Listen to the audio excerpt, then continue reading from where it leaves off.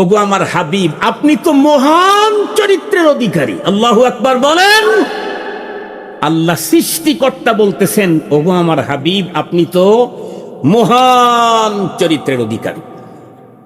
আর যেই আম্মাজান আয়েশা সিদ্দিকা রাদিয়াল্লাহু তাআলা আনহার ঘরের ভিতরে আল্লাহর পয়গম্বর শুধুই জীবদ্দশায় ছিলেন না, বরং কিয়ামত পর্যন্ত রব্বুল আলামিন ওনাকে রাখতেছেন। ওনাকে আম্মাজানের ঘরের ভিতরে কেন রাখলেন কিয়ামত পর্যন্ত, সে মজার কথা। কোন একদিন আল্লাহর পয়গম্বর সাহাবায়ে কেরামের মজমার ভিতরে বলতেছিলেন, হুব্বিবা ইলাইয়া মিন দুনিয়াকুম সালাস, আমার সাহাবীরা, তোমাদের এই পৃথিবীর তিনটা জিনিস আমার কাছে বড় প্রিয়। বিশ্ব নবীজির তিন প্রিয় বস্তুর বর্ণনা শেষ করতে করতেই ফাকাম আবু বকর ওয়া ক্বাল হুব্বিবা ইলাইয়া মিন দুনিয়ায়া সালাস। বিশ্ব নবীজি তিনটা বর্ণনা করার সঙ্গে সঙ্গে আবু বকর সিদ্দিক দাঁড়িয়ে গেলেন, ডেকে বললেন, ওগো আল্লাহর হাবিব, এই পৃথিবীর তিনটা জিনিস আমার কাছেও বড় প্রিয়। সেই তিনটা জিনিস কি তোমার কাছে প্রিয়? ভালো করে বুঝবেন। আল্লাহর হাবিব তোকে হযরতে সিদ্দিক আকবর বললেন, আন্নাদরু ইলা ওয়াজহিক ওয়া ইনফাকু মালি আলা আমরিক ওয়া বিনতি ফি বাইতিক। যদিও বাংলা বোঝেন, আরবি বোঝেন না, কিন্তু তিনটা বন্ধুরা আমার বাক্যের শেষগুলা এক রকমের বলেছি কিনা। আন্নাদরু ইলা ওয়াজহিক ওয়া ইনফাকু মালি আলা আমরিক ওয়া বিনতি ফি বাইতিক। আল্লাহর হাবিবকে ডেকে বললেন, ওগো আল্লাহর হাবিব, এই পৃথিবীর তিনটা জিনিস আমার সর্বোচ্চ চয়েস। এর ভিতরে এক নাম্বার আপনার চেহারার দিকে তাকানো। এর চাইতে মজাদার কোন জিনিস আমি আবু বকরের দুনিয়ায় নাই।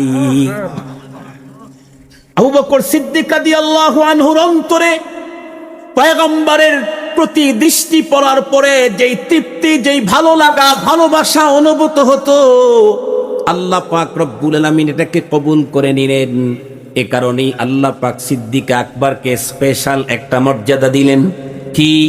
যা আবু বকর, তুমি যে কোনো মুহূর্তে তৃপ্তি ভরে আমার হাবিবকে দেখতে গেলেই কেউ না কেউ এসে তোমার তৃপ্তির ভিতরে বিঘ্ন ঘটায়। আবু বকর, আমি তোমাকে তোমার এই তৃপ্তি নেওয়ার জন্য 3 রাত রিজার্ভ করে দিলাম। যেই 3 রাত্রে তুমি আর আমার রসুল থাকবে। সানি ইসনাইন ইযহুমা ফিল গার। এই 3 রাত্রে তুমি তৃপ্তি ভরে তোমার প্রিয় মানুষটাকে দেখে নিও। সেই 3 রাত কোনটা? সেই 3 দিন কোনটা?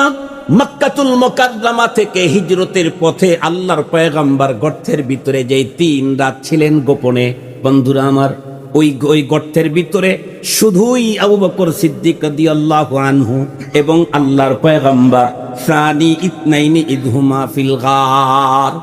হযরত সিদ্দিক আকবর রাদিয়াল্লাহু আনহুর আরো একটা চয়েস ছিল, গো আল্লাহর হাবিব, আমার মেয়েটা যদি আপনার ঘরে থাকতো তাহলে আমার জীবনের বড় তৃপ্তি। এর চাইতে মজার কিছু হতে পারে না। হযরত সিদ্দিক আকবর তো তার মেয়েকে পয়গম্বরের ঘরে থাকা চয়েস করেছেন। সিদ্দিক আকবরকে আল্লাহ পাক আরো বাড়ায়া দিলেন।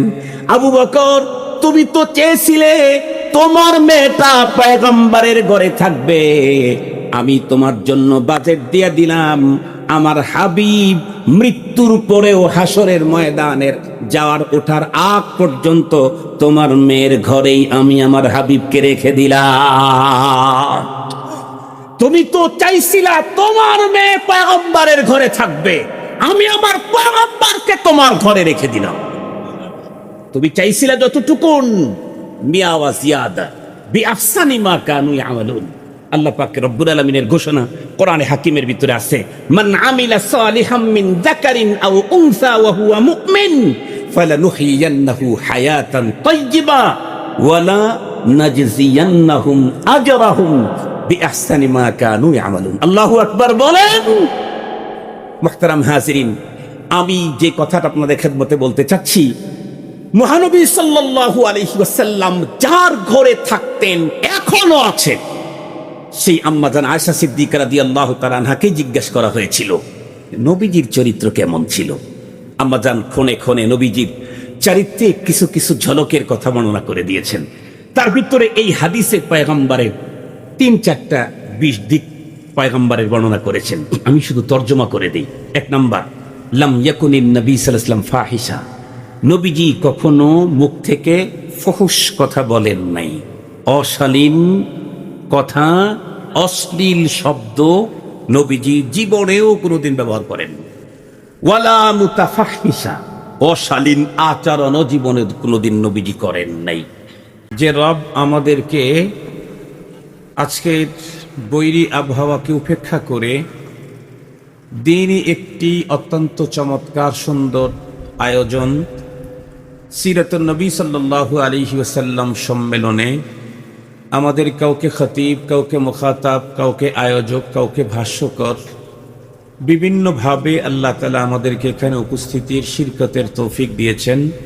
সে মহান মহিয়ানের দরবারে আমরা প্রত্যেকেই শুকরগুজার হচ্ছি।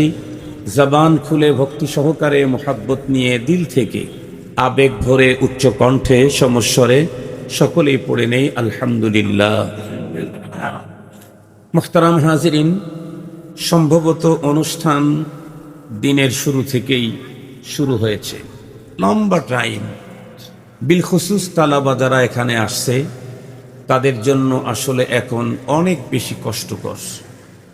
এ কারণে লম্বা টাইম বয়ান করে আমি কষ্টটাকে আরো বাড়াইতে চাচ্ছি না। আমি মোবাইলে টাইম দেখে বয়ান শুরু করেছি। ইনশাআল্লাহ সর্বোচ্চ 30 মিনিট আমি আলোচনা করব। এই 30 মিনিট কিন্তু কথাগুলি শুনতে হবে একটু গুরুত্বের সাথে। কেন?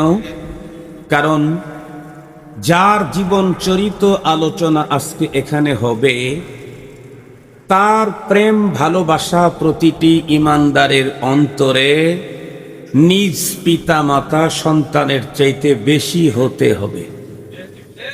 এ কথা আমার না, এটা রব্বুল আলামিনের ওয়ার্ড।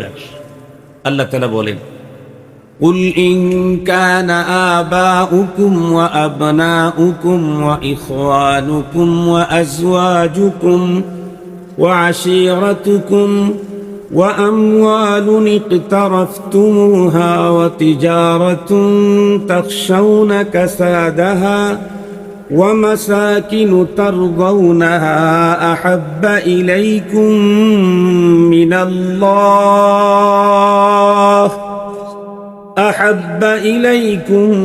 من الله ورسوله وجهاد في سبيله فتربصوا حتى يأتي الله بأمره والله لا يهدي القوم الفاسقين। তিলাওয়াতকৃত আয়াতে কারিমাতে আল্লাহ পাক প্রথমে 8 বস্তুর উল্লেখ করেছেন, পরবর্তীতে 3 বস্তুর কথা আল্লাহ তাআলা আলোচনা করেছেন। প্রথম 8 বস্তুর কথা আলোচনা করে আল্লাহ বলেন, এই 8 বস্তুর চাইতে তোমাদের অন্তরে পরবর্তীতে উল্লেখিত 3 বস্তুর মায়া যদি বেশি না হয়, ফাতারাব্বাসু, আল্লাহ বলেন তাহলে তোমরা অপেক্ষা করো। আল্লাহ পাকের এই বর্ণনার সিস্টেমটা সুন্দরভাবে বুঝতে চাইলে ছোটদের জন্য একটা চমৎকার কথা বলি। আমরা অনেক সময় ছোটবেলায় বাবাই বলছে যথাসময়ে খাবার খেয়ে রেডি হয়ে স্কুল বা মাদ্রাসায় যাবে, আমরা যাই নাই। মা চেষ্টা করছে কিন্তু মা পর্দা করেন, মা আমাকে ধাওয়া করেছে তো আমি সেখান থেকে দৌড়ে অন্যত্র চলে গেছি। মা সেখানে বোরকা পরা ছাড়া আসতে পারে না। এক পর্যায়ে মা বোরকা পরে আমাকে ধরার জন্য যান নাই, তো আমি খেলার সাথীদের সাথে অ্যাড হয়ে গেছি। খেলতে খেলতে আব্বা চলে আসছেন বাসায়, জিজ্ঞেস করছে ছেলে কি গিয়েছিল আজকে প্রাইভেট প্রতিষ্ঠানে? বলে না, যায়নি তো। আমি ওকে ধরার জন্য চেষ্টা করেছি, ও লোকজনের ভিতরে ঢুকে পড়লো, আমি সেখানে যেতে পারি নাই। বাবা তখন চোখ রাঙিয়ে হাতে একটা লাঠি নিয়ে আমাকে পানিশমেন্ট দেওয়ার জন্য খুঁজতেছিলেন। হঠাৎ করে বাবা আমাকে দেখে ফেলেছেন, আমি বাবাকে দেখি নাই, কিন্তু আমার খেলার বন্ধুদের কোনো একজন বাবাকে দেখে ফেলেছেন। এটাও দেখেছেন বাবার হাতে লম্বা ট্যাবলেট আছে না ক্যাপসুল আছে। এটা দেখেই সে আমাকে খোঁচা দিয়ে বলে, এই তাড়াতাড়ি দৌড় দে, দেখ ওই যে কি আসতেছে। আমি তাকাইয়াই দেখলাম মিনি আজরাইল। তার মানে আমার আব্বা আমাকে শাসন করতে সিরিয়াস। ভালোবাসায় যেমন মিয়া বা জিয়াদা, শাসনেও আমার আব্বা মিয়া মিয়া। আমার আব্বা ভালোবাসায় যেমন, শাসনেও তেমন।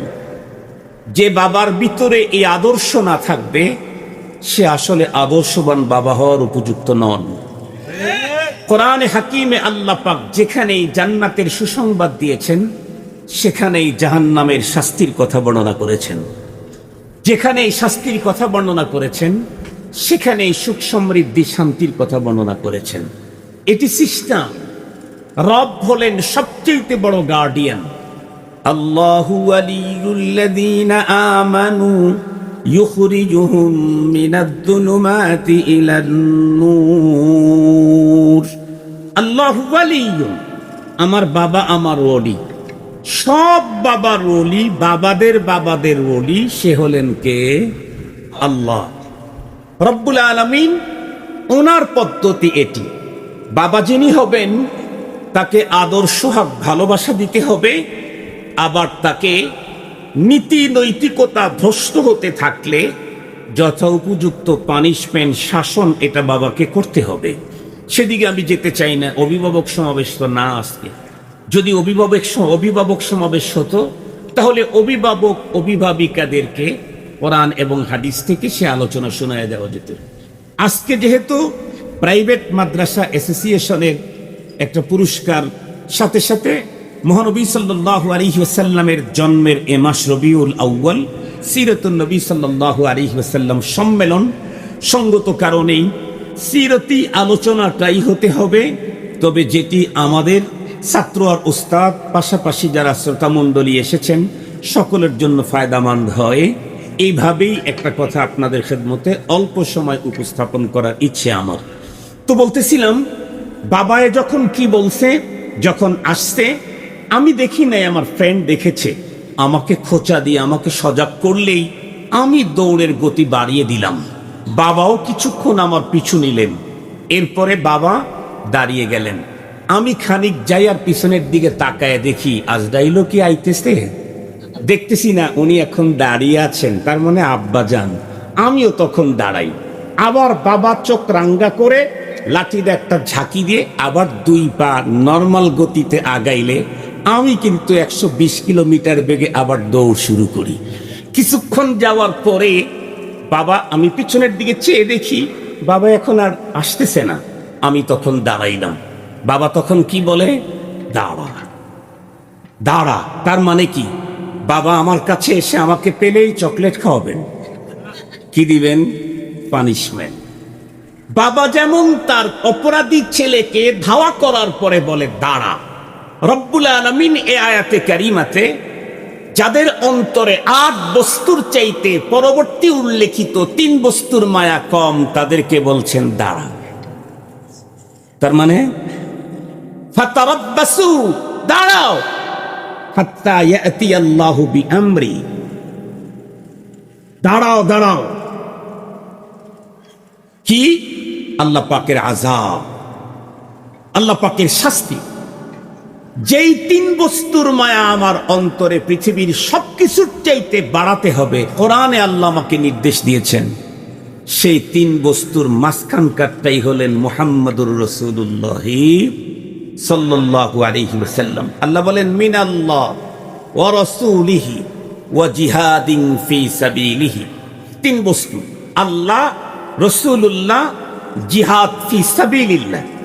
এই 3 বস্তুর মায়া প্রতিটি মানুষের অন্তরে নিজের পিতার চাইতে বেশি হতে হবে, মাতার চাইতে বেশি হতে হবে, সন্তানের চাইতে বেশি হতে হবে, স্ত্রীর চাইতে বেশি হতে হবে, স্বামীর চাইতে বেশি হতে হবে, রিলেটিভদের চাইতে বেশি হতে হবে, ভাই বোনদের চাইতে বেশি হতে হবে, ব্লাড কানেক্টেড যারা আছে তাদের চাইতে বেশি হতে হবে।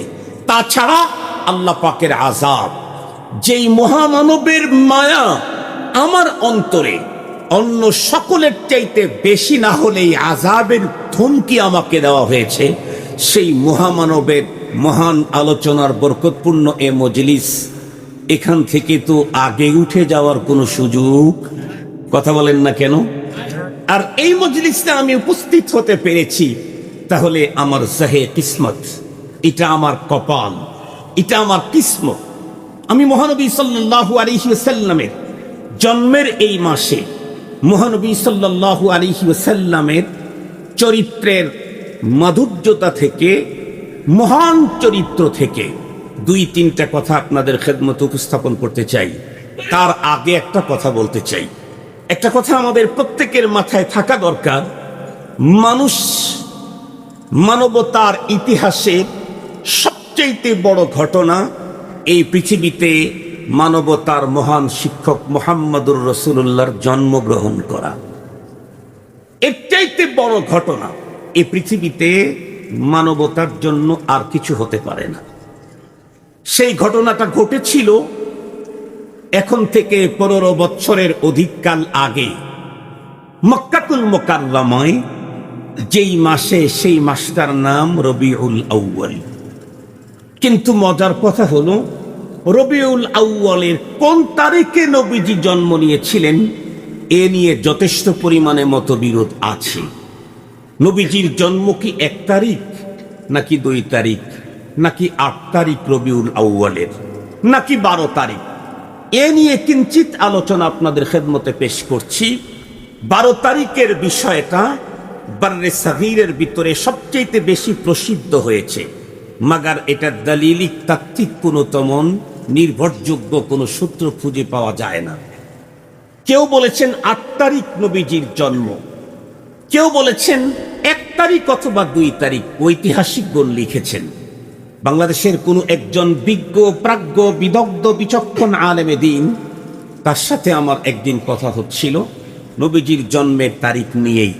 হুজুর আমাকে বললেন, মাওলানা, ইতিহাসের কিতাবে তো দেখা যায় 1 তারিখ অবলিক 2 তারিখ রবিউল আউয়ালের মহানবীজির জন্ম। তো হুজুর বলেন 1 তারিখ অবলিক 2 তারিখ, এটা 12 হয়ে গেল কেমনে? এটা আমার বুঝে আসতেছে না।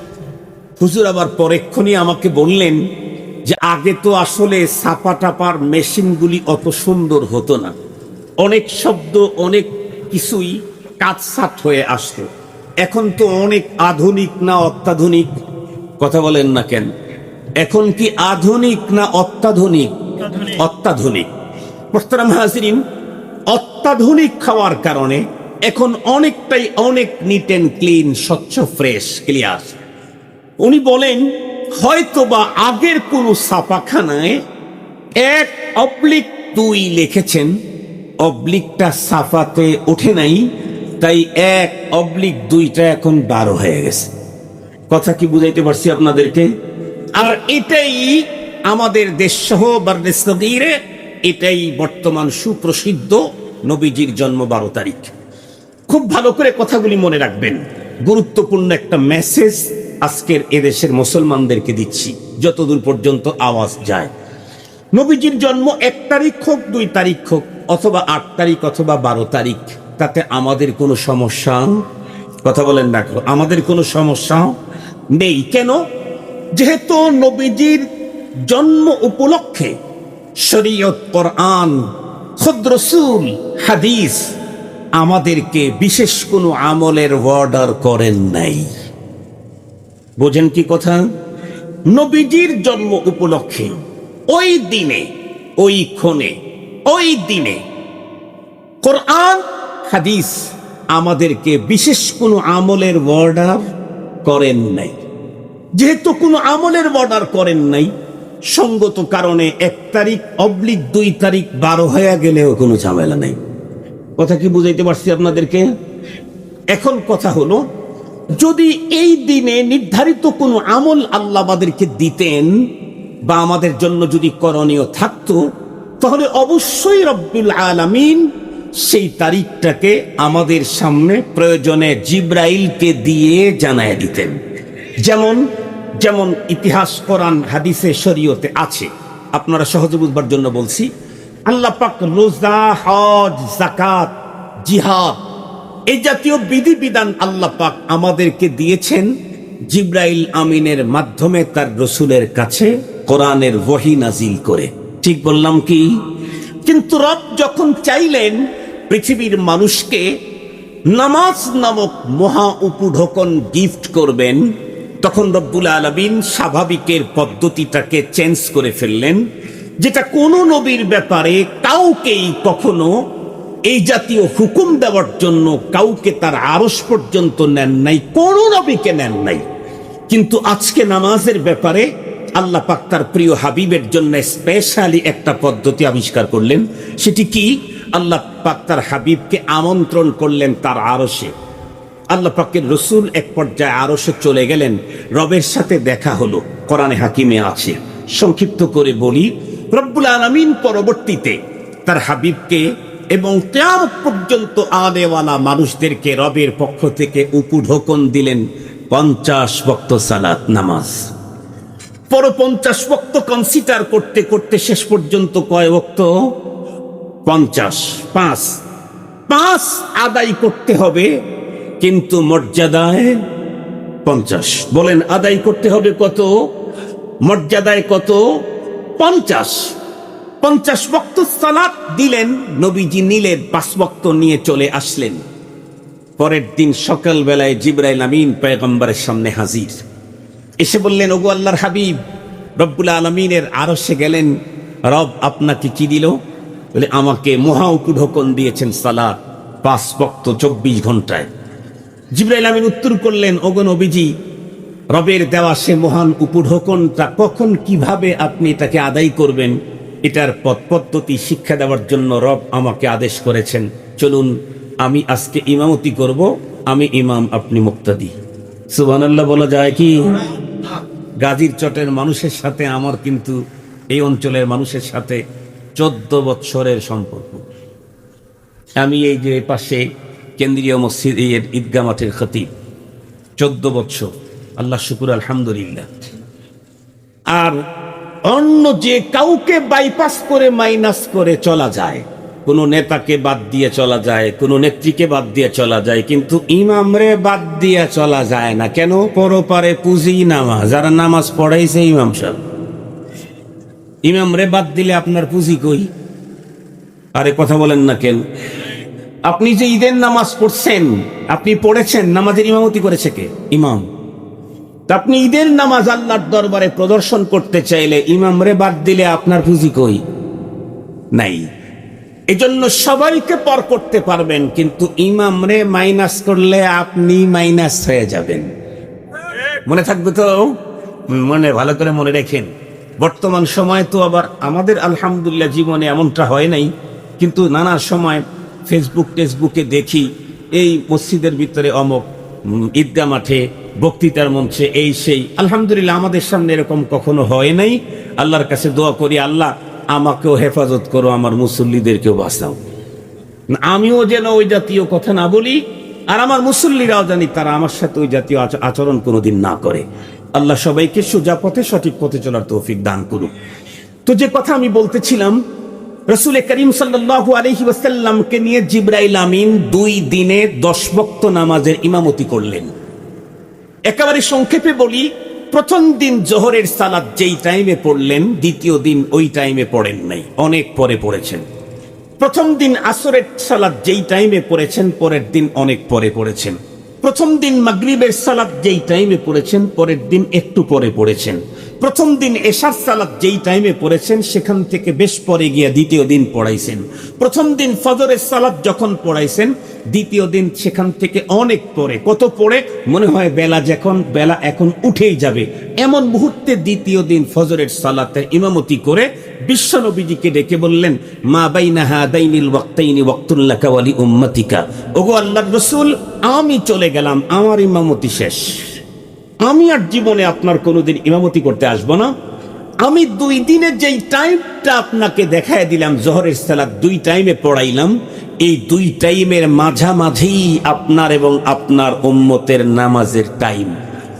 রব নামাজ দিয়েছেন, টাইম তার রাসূলকে ওভাবে বলে দেন নাই, ইন্ডিকেট করেন নাই, তাই জিবরাইল আমিনকে দিয়ে সেটাকে দেখায় দিলেন, আমল কয়। বিশ্বনবীর জন্ম উপলক্ষে যদি শরীয়ত কোনো আমল দিত, তাহলে পয়গম্বরের জন্মের তারিখ প্রয়োজনে জিবরাইল আমিনকে নিয়ে জানায় দিত। শরীয়তে সিস্টেম আছে। যেহেতু জিবরাইল আমিনকে দিয়েও পয়গম্বরের জন্মের তারিখ জানানো হয় নাই, কোরআনে পাকের 30 পারার কোথাও কোন জায়গাতে বিশ্বনবীজির জন্ম উপলক্ষে ঈদ বা কোনো অনুষ্ঠান করার কোনো নির্দেশনা নাই, হাদিসে পাকের মধ্যে নাই। এখানে একটা সওয়ালে মুকদ্দারের জবাব দিতেই হয়। হয়তোবা এখান থেকে যাওয়ার পরে কেউ মনে মনে বলবেন, আরে আমাদের খতিব সাহেব হলো নরমাল কওমি মাদ্রাসায় পড়া, দাওরা হাদিস পাস। আর ঈদে মিলাদুন নবীর ফতোয়া যারা দেয় তারা হলো ইসলামিক স্কলার, আল্লামা, ডক্টর, যাদের ডিগ্রির বস্তা আমাদের আব্দুল বাসেত খান হুজুর মাথায় বহন করে হাফ কিলো যেতে পারবেন, এত ডিগ্রি। সুতরাং উনি কোরআনে খুঁজে না পেলে কি হবে? বাংলাদেশে অনেক ডক্টররা কোরআনে এবং হাদিসে ঈদে মিলাদুন নবী পায়। এই যদি আপনাদের প্রশ্ন হয়, তাহলে আমি আপনাদেরকে একটা কথা জিজ্ঞেস করতে চাই। আমার মতো ছোট্ট জাহেলকে অত বড় হুজুরের সামনে দাঁড় করানো দরকার নাই। আমি একটা ছোট্ট জিজ্ঞাসা করি, আজকের পৃথিবীর যত ইসলামিক স্কলার আছে সবগুলাকে এক জায়গায় করলেও হযরতে আবু বকর সিদ্দিক রাদিয়াল্লাহু আনহু সমান হবে, হযরত ওমরে ফারুক রাদিয়াল্লাহু আনহু সমান হবে, হযরতে ওসমান গনি সমান হবে, হযরতে আলী রাদিয়াল্লাহু তাআলা আনহু সমান হবে। হযরতে আলী রাদিয়াল্লাহু তাআলা আনহু সম্পর্কে পয়গম্বর স্পষ্ট বলেন, আনতা মিন্নি বিমনজিলাতে হারুন বিমূসা, তুমি আমার দিক থেকে তুমি কেমন? হারুন আলাইহিস সালাম মূসা আলাইহিস সালামের জন্য যেমন। কিন্তু আমার পরে আর কোন নবুয়ত নাই, এ কারণে তোমার ওই পথটা নাই। নবীজি আরো বলেন, আনা মাদিনাতুল ইলম আলীউন বাবুহা, আমি হলাম জ্ঞান বিজ্ঞানের শহর, আর সেই শহরের সমস্ত জ্ঞান বিজ্ঞান বের হওয়ার সদর গেটটা হলো হযরতে আলী। পৃথিবীর একজন মাত্র পয়গম্বরের সাহাবী যার সম্পর্কে মুহাম্মদুর রাসূলুল্লাহ সাল্লাল্লাহু আলাইহি ওয়াসাল্লাম এমন শব্দ ব্যবহার করেছেন আর কারো শানে এই শব্দ ব্যবহার করা হয় নাই, সেই আলী রাদিয়াল্লাহু তাআলা আনহু বড় না আজকের যুগের এই ইসলামিক স্কলাররা বড়? কথা বলেন না কেন? এখন আমি জিজ্ঞাসা করতে চাই, হযরত ওমর, হযরত আবু বকর, ওসমান, আলী তারা 30 পারা কোরআন পড়লেন, কেউ ঈদে মিলাদুন নবী পেলেন না, ওরা পায় কেমনে? আমি না হয় ছোট, আবু বকর সিদ্দিক পেলেন না কেন? হযরত ওমর, ওসমান পেলেন না কেন?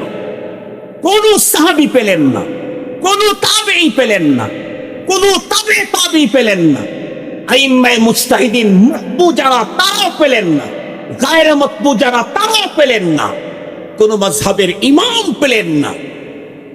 এই 500 বছর পরে এসে কোরআন শরীফের ভিতরে ঈদে মিলাদুন নবী যদি পায়, তাহলে আসলেই কি কোরআন শরীফের মধ্যে আছে আবু বকর সিদ্দিক পান নাই?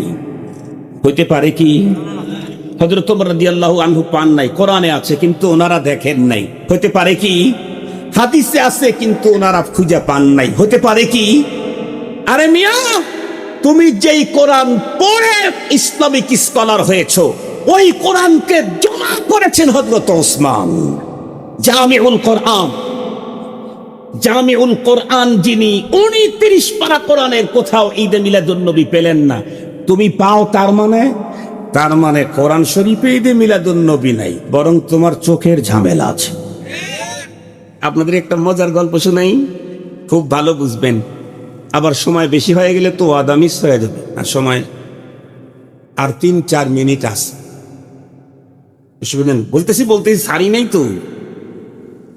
আমাদের এক মাদ্রাসার হুজুর মনে করেন সকালবেলা গ্যাসের ক্যাপসুল খাবে, তো ক্যাপসুলটা মাত্র খুলছে, খোলার পরেই বাহির থেকে মাদ্রাসার গুরুত্বপূর্ণ এক পদের ধরেন সভাপতি সাহেব চলে আসছে। না, সভাপতি খুব গরমের, কারণ পাওয়ার পার্টির লোক হইলে তো জমিনের মালিকানাই তাদের। কি বলেন? এরকম ভাব ছিল না আগে? এখনো কেউ দেখে লেগে চায়, এগুলা দেখান ভালো না, কারণ বর্তমান বাতাসই স্বৈরাচারের বিরুদ্ধে। বর্তমান সিস্টেমই হলো, আগে যারা মন্ত্রী এখন সবাই হেলিকপ্টারে জায়গা হয় না, কেউ রশি ধরে ঝুলে ঝুলে যেতে হয়। এটা বর্তমান পৃথিবীতে বাতাস চলতেছে হলো, হেলিকপ্টারের ভিতরে জায়গা হবে না তো রশি ধরে ভেগে যেতে হবে। এটা বর্তমান জায়গায় বাতাস চলতেছে না দুনিয়ায়। এজন্য এখন কথা বলতে, আওয়াজ করতে বড় সাবধান। মোল্লা গো সাথে জীবনে পারবা না। কেন?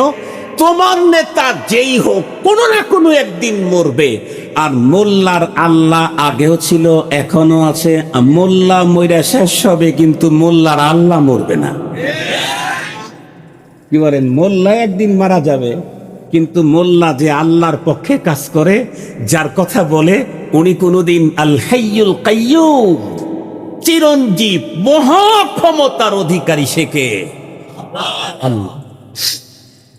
এজন্য মোল্লার সাথে পাল্লা দিও না। মোল্লার সাথে পাল্লা দিলে জীবনে পারবা না। চ্যালেঞ্জ। যাই হোক, ওটা আলাদা কথা, সেদিকে আমি যেতে চাই না। তো বাইরে আসছে, আইসাই হুজুর, হুজুর আসেন নাকি, বড় হুজুর আসেন নাকি? ও হুজুর একটু ভয় টয় করেন আর কি। তো দ্রুত বের হয়ে আসছে, হাতের ভিতরে ক্যাপসুলটা নিয়ে আসছে। বাইরে আইসাই অনেক কথাবার্তা বলা শুরু করছে, বলতেছে একটু ভিতরে বসেন। কেনা আমার সময় নাই, দুইটা কথা বলতে আসি, শোনেন।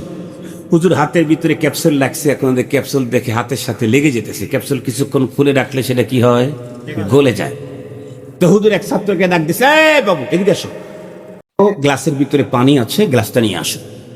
আজীব ইত্তেফাক, হুজুর যেই ছেলেকে পানির অর্ডার দিয়েছে ওই ছেলেটা হলো টেরা। টেরা চিনেন নাকি? একেরা দো বিনা, ফার্সিতে বলে একেরা দো বিনা।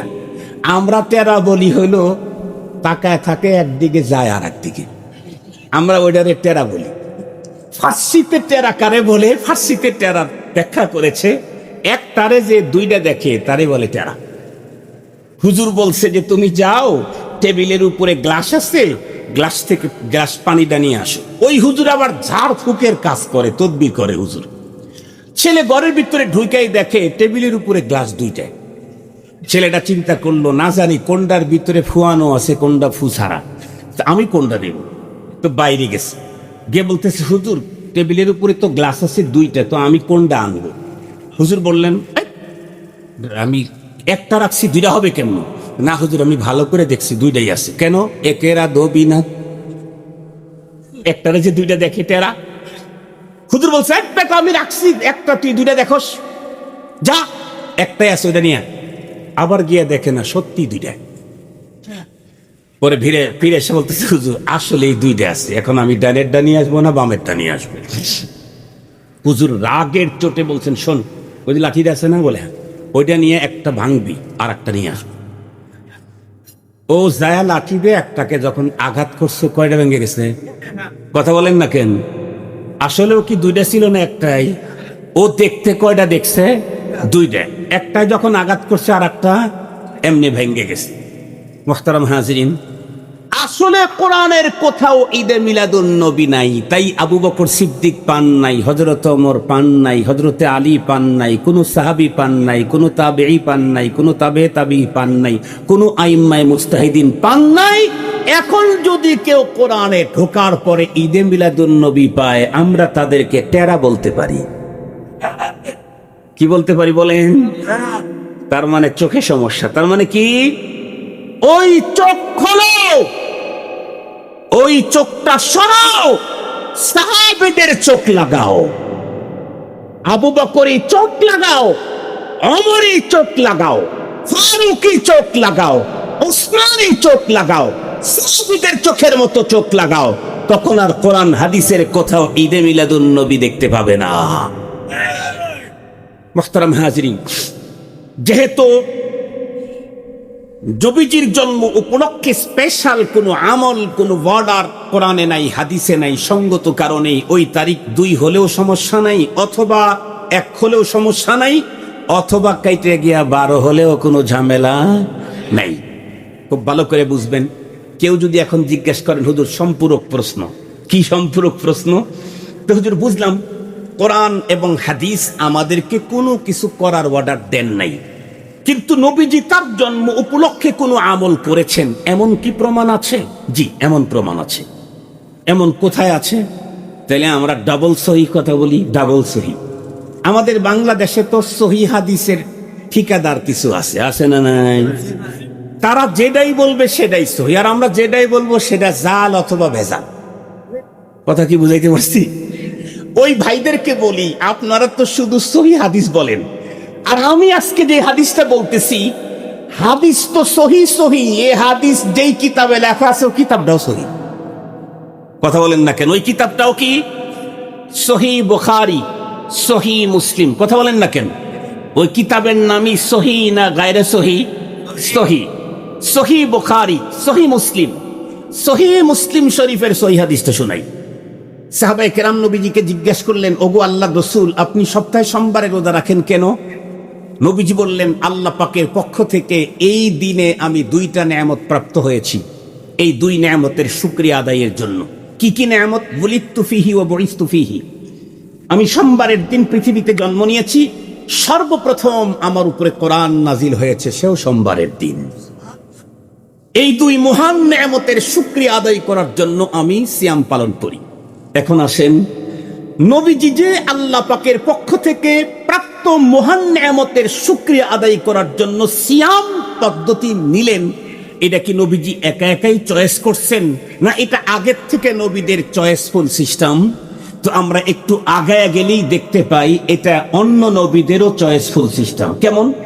বিশ্ব নবীজি যখন মক্কাতুল মুকাররমা থেকে হিজরত করে মদিনায় আসলেন, মদিনায় এসে দেখেন মদিনার ইহুদিরা আশুরা, মুহররমের 10 তারিখে রোজা রাখে। শুনেন নাই হাদিস? নবীজি জিজ্ঞেস করলেন, এই দিনটা কিসের দিন তোমরা যে রোজা রাখো? ইহুদিরা তখন বলল, হাদা ইয়াউমুন সালেহ, এটা একটা মহান দিন। নাজ্জাল্লাহু মূসা মিন ফিরআউন ফি হাদিহিল ইয়াউম, এই দিনেই আল্লাহ পাক মূসা আলাইহিস সালাম এবং তার উম্মতদেরকে ফিরআউন থেকে মুক্তি দিয়েছেন, আর ফিরআউনকে চিরতরে শেষ করে দিয়েছেন। এজন্য হযরতে মূসা আলাইহিস সালাম এই দিনটা রোজা রাখতেন। নবীজি কি বললেন? আনা আহাক্কু মিনকুম বিমূসা, মূসা আলাইহিস সালামের এই ভালো কাজের অনুকরণের হকদার তোমাদের চাইতে আমি বেশি।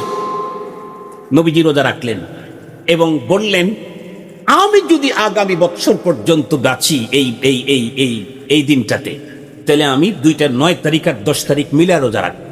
নবীজি উম্মতদেরকে বললেন, সুমু আশুরা ওয়া খালিফু ফিহি ইয়াহুদ সুমু ক্বাবলাহু ইয়াওমান আও বা'দাহু ইয়াওমা।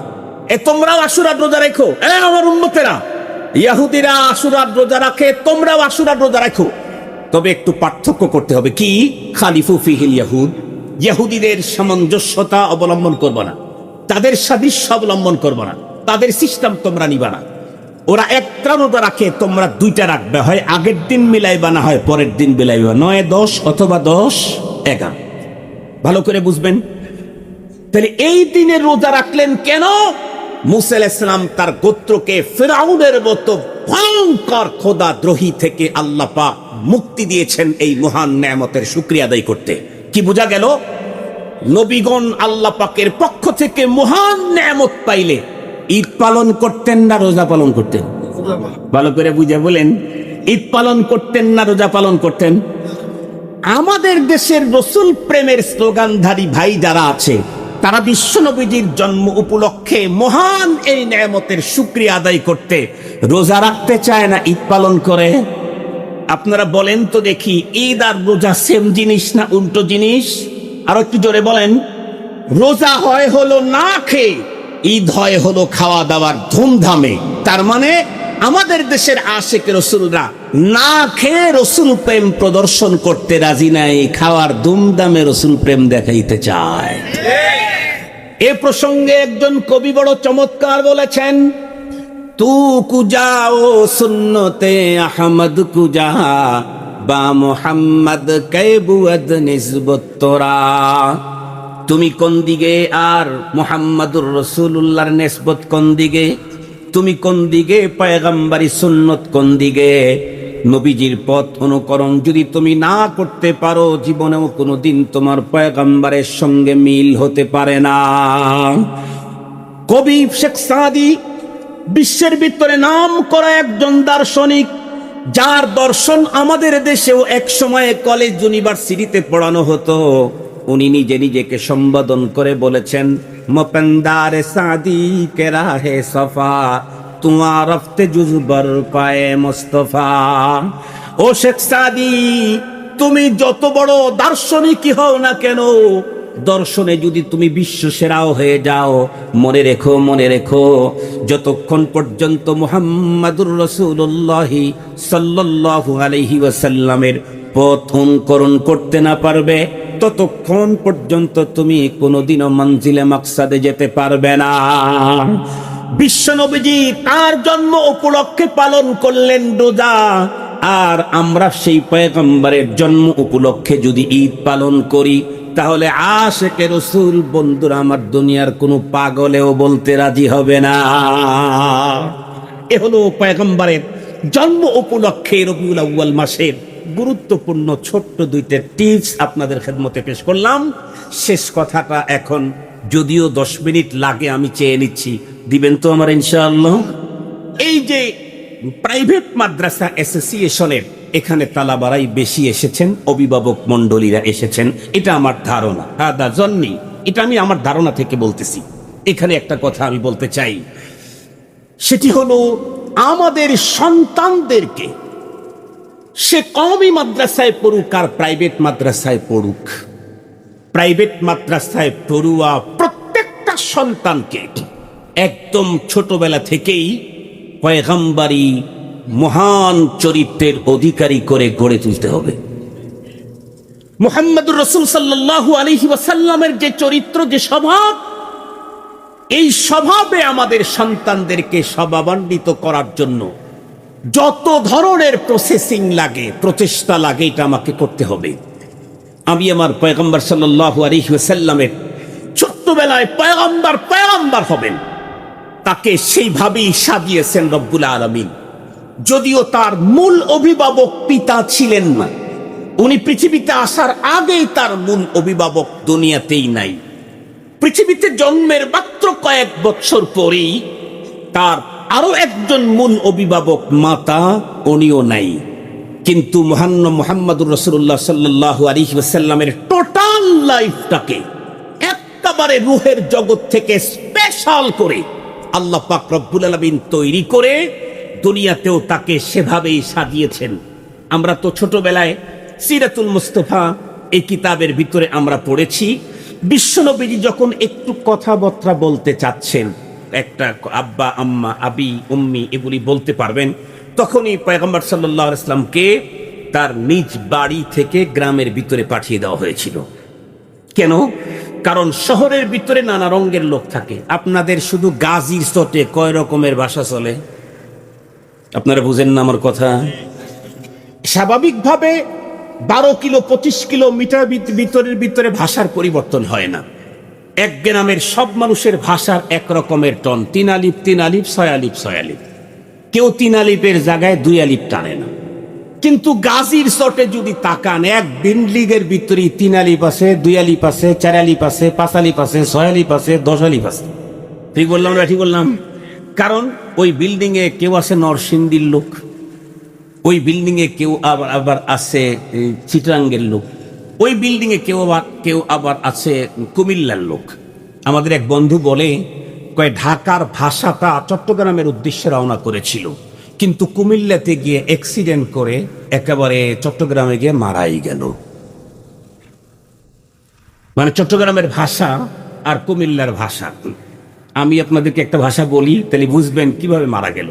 আমি জীবনের প্রথম যখন চট্টগ্রামে ওয়াজে গেছি, চকরিয়াতে, তো আমি ওখানে যাওয়ার পরে আমি আমার বন্ধুকে বললাম, আমার মাদ্রাসার ওস্তাদ, নতুন ওস্তাদ হয়েছে, তাকে বললাম, মালানা আপনাদের এই চিটাঙ্গে আসলাম, একটা ভাষা আমার শিখাইয়া দেন, নাইলে আমি কি ভাষায় নিয়ে যাব, একটা ভাষা শিখেন।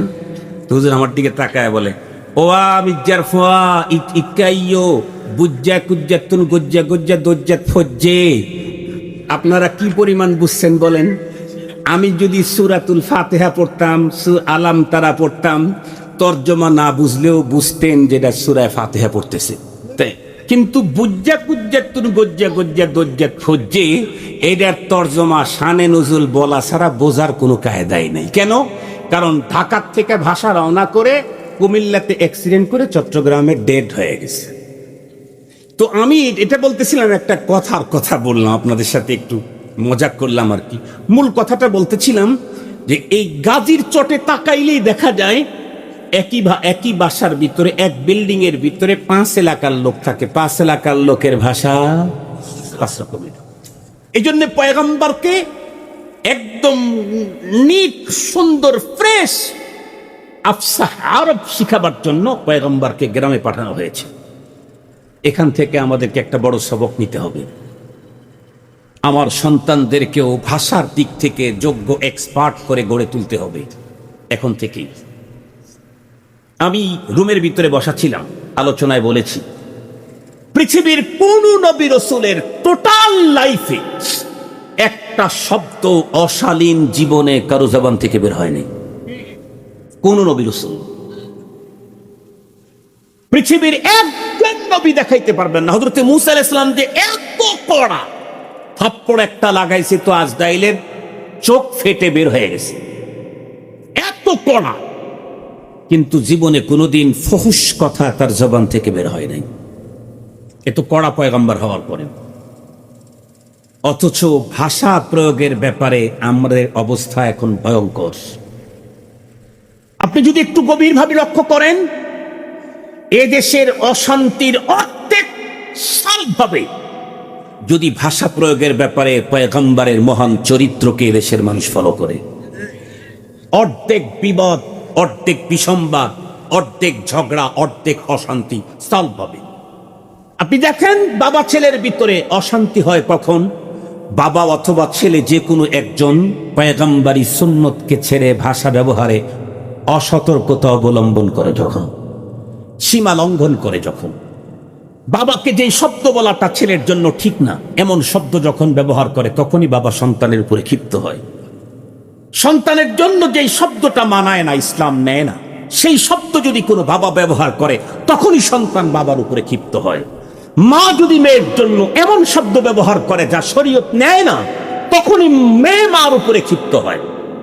মা আবার মেয়ের উপরে, মেয়ে যদি মার উপরে এমন শব্দ ব্যবহার করে যা ইসলাম নেয় না, তখনই মাও মেয়ের উপরে ক্ষিপ্ত হয়, মেয়ে মার উপরে ক্ষিপ্ত হয়, স্বামী স্ত্রীর উপরে ক্ষিপ্ত হয়, স্ত্রী স্বামীর উপরে ক্ষিপ্ত হয়, ওস্তাদ ছাত্রের উপরে ক্ষিপ্ত হয়, ছাত্র ওস্তাদের উপরে ক্ষিপ্ত হয়, পীর মুরিদের উপরে ক্ষিপ্ত হয়, একদল আর একদলের উপরে আক্রমণ করে।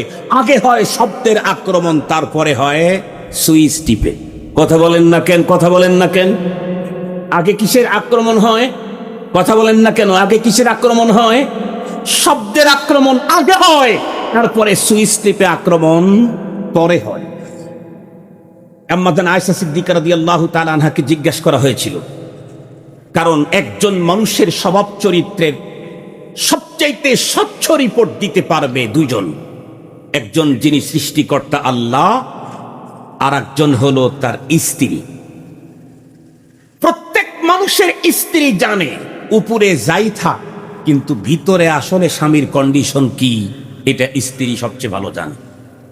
সুফিয়ারা সুফিগিরি রোজে রোশন মে কোনাদ দর্শবে তারিকে সুফি কারে দে গরমি কোনাদ। যেহেতু প্রত্যেকটি মানুষ রাতে আর দিনে একেবারে দেহের সম্পর্কের সাথে গভীর সম্পৃক্ত থাকে স্বামী আর স্ত্রী, সঙ্গত কারণেই কোনো পুরুষ তার নিজের স্বভাবকে স্ত্রী থেকে লুকায়িত রাখার কোনো সুযোগ পায় না। এ কারণে হাদিসে বলা হয়েছে খিয়ারুকুম খিয়ারুকুম লিআহলিহি। ওইটার অনেক তর্জমা আছে, এই তর্জমার বলতে যাব না। সেই যেই দুইজন সবচাইতে ভালো জানেন, সেই দুইজনই আল্লাহ পাকের রাসূল সম্পর্কে কি বলেছেন। প্রথমে আমি আল্লাহটাই বলি। আল্লাহ বলেন ইন্নাকা লাআলা খুলুকিন আযীম। আল্লাহু আকবার বলবেন কি? ওগো আমার হাবিব, আপনি তো মহান চরিত্রের অধিকারী। আল্লাহু আকবার বলেন। আল্লাহ সৃষ্টিকর্তা বলতেছেন, ওগো আমার হাবিব, আপনি তো মহান চরিত্রের অধিকারী। আর যেই আম্মা জান আয়েশা সিদ্দিকা রাদিয়াল্লাহু তাআলা আনহার ঘরের ভিতরে আল্লাহর পয়গম্বর শুধুই জীবদ্দশায় ছিলেন না, বরং কিয়ামত পর্যন্ত রব্বুল আলামিন ওনাকে রাখতেছেন। ওনাকে আম্মা জানের ঘরের ভিতরে কেন রাখলেন কিয়ামত পর্যন্ত, সে মজার কথা।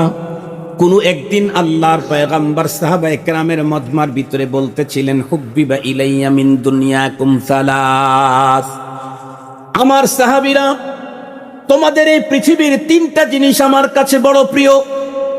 বিশ্ব নবীজির তিন প্রিয় বস্তুর বর্ণনা শেষ করতে করতেই ফাকাম আবু বকর ওয়া ক্বাল হুব্বিবা ইলাইয়া মিন দুনিয়ায়া সালাস। বিশ্ব নবীজি তিনটা বর্ণনা করার সঙ্গে সঙ্গে আবু বকর সিদ্দিক দাঁড়িয়ে গেলেন, ডেকে বললেন, ওগো আল্লাহর হাবিব, এই পৃথিবীর তিনটা জিনিস আমার কাছেও বড় প্রিয়। সেই তিনটা জিনিস কি তোমার কাছে প্রিয়? ভালো করে বুঝবেন। আল্লাহর হাবিব তোকে হযরতে সিদ্দিক আকবর বললেন, আন্নাদরু ইলা ওয়াজহিক ওয়া ইনফাকু মালি আলা আমরিক ওয়া বিনতি ফি বাইতিক। যদিও বাংলা বোঝেন, আরবি বোঝেন না, কিন্তু তিনটা বন্ধুরা আমার বাক্যের শেষগুলা এক রকমের বলেছি কিনা? আন্নাদরু ইলা ওয়াজহিক ওয়া ইনফাকু মালি আলা আমরিক ওয়া বিনতি ফি বাইতিক। আল্লাহর হাবিবকে ডেকে বললেন, ওগো আল্লাহর হাবিব, এই পৃথিবীর তিনটা জিনিস আমার সর্বোচ্চ চয়েস। এর ভিতরে এক নাম্বার আপনার চেহারার দিকে তাকানো। এর চাইতে মজাদার কোন জিনিস আমি আবু বকরের দুনিয়ায় নাই। আবু বকর সিদ্দিক রাদিয়াল্লাহু আনহুর অন্তরে পয়গম্বরের প্রতি দৃষ্টি পড়ার পরে যেই তৃপ্তি, যেই ভালো লাগা, ভালোবাসা অনুভূত হতো, আল্লাহ পাক রব্বুল আলামিন এটাকে কবুল করে নিলেন।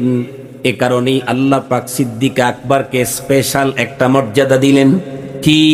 যা আবু বকর, তুমি যে কোনো মুহূর্তে তৃপ্তি ভরে আমার হাবিবকে দেখতে গেলেই কেউ না কেউ এসে তোমার তৃপ্তির ভিতরে বিঘ্ন ঘটায়। আবু বকর, আমি তোমাকে তোমার এই তৃপ্তি নেওয়ার জন্য 3 রাত রিজার্ভ করে দিলাম। যেই 3 রাত্রে তুমি আর আমার রসুল থাকবে। সানি ইসনাইন ইযহুমা ফিল গার। এই 3 রাত্রে তুমি তৃপ্তি ভরে তোমার প্রিয় মানুষটাকে দেখে নিও। সেই 3 রাত কোনটা? সেই 3 দিন কোনটা? মক্কাতুল মুকাররমা থেকে হিজরতের পথে আল্লাহর পয়গম্বর গর্তের ভিতরে যেই 3 রাত ছিলেন গোপনে। বন্ধুরা আমার, ওই গর্তের ভিতরে শুধুই আবু বকর সিদ্দিক রাদিয়াল্লাহু আনহু এবং আল্লাহর পয়গম্বর সানি ইতনাইনি ইযহুমা ফিল গার। হযরতে সিদ্দিক আকবর রাদিয়াল্লাহু আনহুর আরো একটা চয়েস ছিল, গো আল্লাহর হাবিব, আমার মেয়েটা যদি আপনার ঘরে থাকতো তাহলে আমার জীবনের বড় তৃপ্তি। এর চাইতে মজার কিছু হতে পারে না। হযরতে সিদ্দিক আকবর তো তার মেয়েকে পয়গম্বরের ঘরে থাকা চয়েস করেছেন। সিদ্দিক আকবরকে আল্লাহ পাক আরো বাড়ায়া দিলেন। আবু বকর, তুমি তো চেয়েছিলে তোমার মেয়েটা পয়গম্বরের ঘরে থাকবে, আমি তোমার জন্য বাজেট দিয়ে দিলাম। আমার হাবিব মৃত্যুর পরেও হাসরের ময়দানের যাওয়ার ওঠার আগ পর্যন্ত তোমার মেয়ের ঘরেই আমি আমার হাবিবকে রেখে দিলাম। তুমি তো চাইছিলা তোমার মেয়ে পয়গম্বরের ঘরে থাকবে, আমি আমার পয়গম্বরকে তোমার ঘরে রেখে দিলাম। তুমি চাইছিলা যতটুকুন, মিয়া ওয়া জিয়াদা বিআহসানি মা কানু ইয়ামালুন। আল্লাহ পাক রব্বুল আলামিনের ঘোষণা কোরআনে হাকিমের ভিতরে আছে, মান আমিলা সালিহাম মিন যাকারিন আও উনসা ওয়া হুয়া মুমিন ফালানুহিয়ান্নাহু হায়াতান তাইয়্যিবা ওয়ালা নাজজিয়ান্নাহুম আজরাহুম বিআহসানি মা কানু ইয়ামালুন। আল্লাহু আকবার বলেন। মুহতারাম হাজিরিন, আমি যে কথাটা আপনাদের খেদমতে বলতে চাচ্ছি, মহানবী সাল্লাল্লাহু আলাইহি ওয়াসাল্লাম যার ঘরে থাকতেন এখনো আছে, সেই আম্মাজান আয়েশা সিদ্দিকা রাদিয়াল্লাহু তাআলা আনহাকে জিজ্ঞাসা করা হয়েছিল নবীজির চরিত্র কেমন ছিল। আম্মাজান ক্ষণে ক্ষণে নবীজির চরিত্রে কিছু কিছু ঝলকের কথা বর্ণনা করে দিয়েছেন। তার ভিতরে এই হাদিসে পয়গম্বরের 3-4টা 20 দিক পয়গম্বরের বর্ণনা করেছেন। আমি শুধু তর্জমা করে দিই। 1 নাম্বার, লাম ইয়াকুনিন নবী সাল্লাল্লাহু আলাইহি ওয়াসাল্লাম ফাহিশা। নবীজি কখনো মুখ থেকে ফহুশ কথা বলেন নাই। অশালীন কথা, অশ্লীল শব্দ নবীজি জীবনেও কোনোদিন ব্যবহার করেন। ওয়ালা মুতাফাহিশা, অশালীন আচরণও জীবনে কোনোদিন নবীজি করেন নাই। ওয়ালা সাখাবান ফিল আসওয়াক, সাখাবান ফিল আসওয়াক এখন এখানেই হয়, মানে বাজারের ভিতরে চিল্লানো। এটা আমাদের বর্তমান বাজারে যাওয়া লাগে না, ঘরের ভিতরে বসে ফেসবুকে একটা স্ট্যাটাস দিলেই বাজারে না মহাসমুদ্রে চিল্লানের মতো হয়ে যায়। ঠিক বললাম না? ঠিক বললাম? ও চিল্লাইতেন না। আমরা যেটা এখন সবসময় এটা নিয়ে বসে থাকি, পোস্ট দিতে থাকি, কার বিরুদ্ধে দিলাম, তার ওজন কি আর আমার ওজন কি, তার জন্মকর্মে আমার জন্ম কবে। এমনও মানুষের বিরুদ্ধে আমি কথা বলছি, উনি যখন হাদিসের মসনদে বসেছেন তখন আমার মায়ের বিয়েই হয় নাই। কথা বলেন না কেন? লাগছে এখন লেগে গেছে নিজেদের, না কোনো দলের বিরুদ্ধে বললে তো খুব জোরে স্লোগান দিতেন, এখন নিজেদের ইসে লেগে গেছে, এজন্য এখন আওয়াজ নাই। এরকম বহু লোক আছে, কি সাধারণ কি স্পেশাল, মোবাইল ফোনে এমন এমন ব্যক্তিদের ব্যাপারে এমন এমন শব্দ চয়ন করে ব্যবহার করে। একটা হলো শব্দগুলা হয় অশালীন, দ্বিতীয়টা হলো ফেসবুকে ছেড়ে দিল সাখাত ফিল আসওয়াকের চাইতে আরো ভয়ঙ্কর। কার বিরুদ্ধে লেখলো? যেই লোকটা হাদিস পড়ায় এত বছর আগে, যখন ওর মায়েরও বিয়ে হয়নি, ওর বাবাই বিয়ে করেনি, তার বিরুদ্ধে লিখতেও কারো কলম, কারো হাত, কারো মুখ কখনো কাঁপে না। এটা পয়গম্বরী চরিত্র নয়, এটা পয়গম্বরী চরিত্র নয়। যত বড় সাহেবুল আমামাতিল আদিমা, যত বড় পাগড়িওয়ালাই হই না কেন, যদি জবান কন্ট্রোল করতে না পারি, যদি নিজের হাতের কলম কন্ট্রোল করতে না পারি, পয়গম্বরী চরিত্রে চরিত্রবান হওয়ার দাবি করার কোনো যুক্তিকতা নাই। আমরা এ ব্যাপারে সজাগ হব ইনশাআল্লাহ। নবীজি আরো বলেন, আম্মাজান বলেন, ওয়ালা ইয়াজজি বিসাইয়্যাতি সাইয়্যা। কেউ বলেই ফেলতে পারেন, হুজুর অমুকে বলছে এজন্য আমিও মেরে দিয়েছি, তার মানে ইটের জবাব কি বলেন? পাটকেল দিয়া। এটা পয়গম্বরী চরিত্র না, এটা আমার আপনার নেতার চরিত্র হতে পারে। পয়গম্বরের চরিত্র কি? আম্মাজানের কাছ থেকে শোনেন, ওয়ালা ইয়াজজি বিসাইয়্যাতি সাইয়্যা ওয়ালাকি ইয়াফু ওয়া ইয়াসফা। কেউ আমার ব্যাপারে বলে ফেলেছে, ভয়ঙ্কর এক শব্দ লাগাইছে, আমি তার চাইতে ভয়ঙ্কর লাগাইলাম, তাহলে হুয়া ওয়া আনা সাওয়া সাওয়া। সে আর আমি তখন কি হয়ে গেলাম? কথা বলেন না কেন? কথার কথা বলি, বাইরে নাই যাই, নিজের স্ত্রী যেই শব্দটা আমি স্বামী হিসাবে বলা ঠিক না, এই শব্দটা বেচারি বলে ফেলেছে, এখন তো ঝামেলা লাগবেই। এমন যদি হয়, পয়গম্বরের চরিত্র হলো ইয়াফু ওয়া ইয়াসফাহ, মাফ করে দিছে।